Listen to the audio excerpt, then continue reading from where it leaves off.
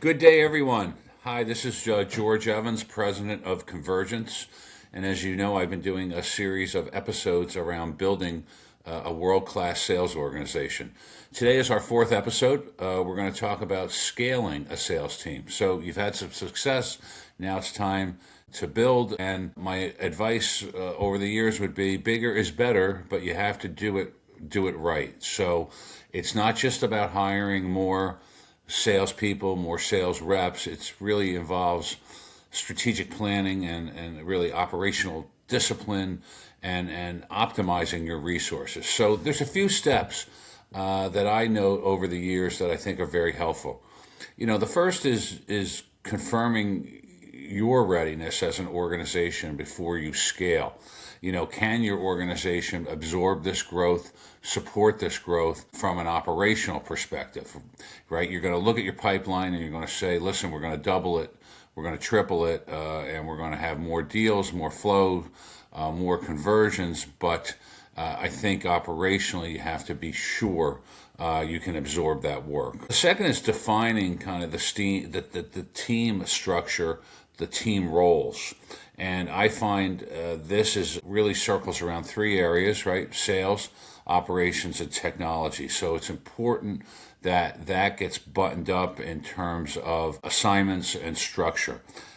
Then you get into the third step, and that's building a scalable sales process. So if you're going to build it out and you're going to build it up with more heads, you have to build a repeatable process, a process that is consistent, where everyone is prospecting, qualifying, issuing proposals. You have got proposal templates, and then you have a regular closing strategy. You should be looking at things like CRM integration. You should be looking at things like sales enablement, revenue ops type groups that help with the outbound work. All of those things kick into building something that's repeatable and scalable.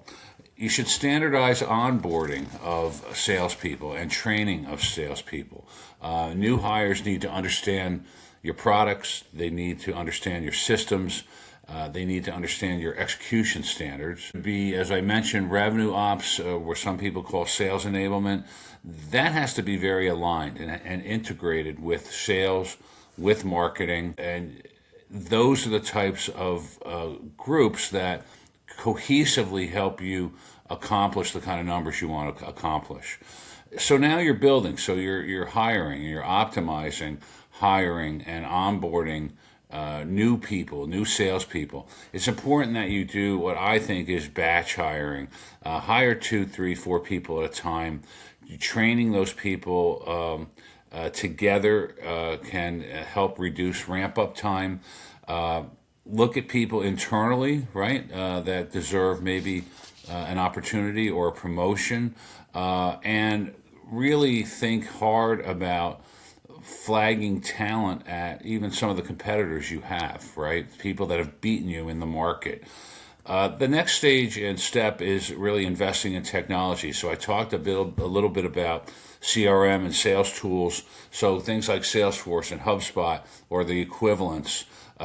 Automation, certainly around sales enablement, is important. AI lead qualification, email automation, how you're tracking and recording calls. All this has to be repeatable and scalable. And then you should have some analytics around your technology, your KPIs and your performance metrics, right? How many deals are you issuing? What is your close rate? What is your time to market for a sale? How long does it take you to close a sale? All these things can be measured and improved upon. You then have to think about designing incentives and compensation, right? So everybody in that team doesn't have to be incented the same way. It should be based on their markets and their segments and their skills and experience. But you should have a well thought out incentive comp plan.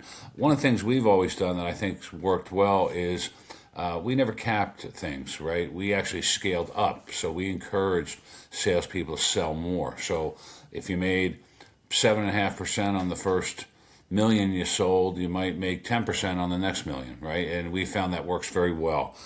Focus on your management, though. That's another key step here. That your frontline managers in your sales organization are really the key to consistency. They're the key to the reputation you have in the market. And then it's all about continuous monitoring and refinement.